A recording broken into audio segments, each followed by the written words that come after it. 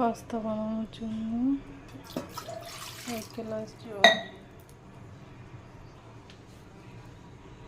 2 glass জল দিলাম,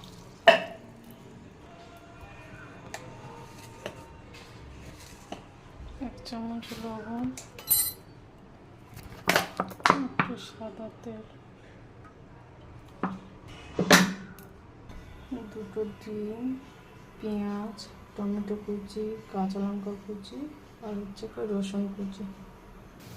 জলটা ফুটে দিয়ে পাস্তা দিয়ে দেবো। এখানে 5 কাপ পাস্তা নিয়েছি।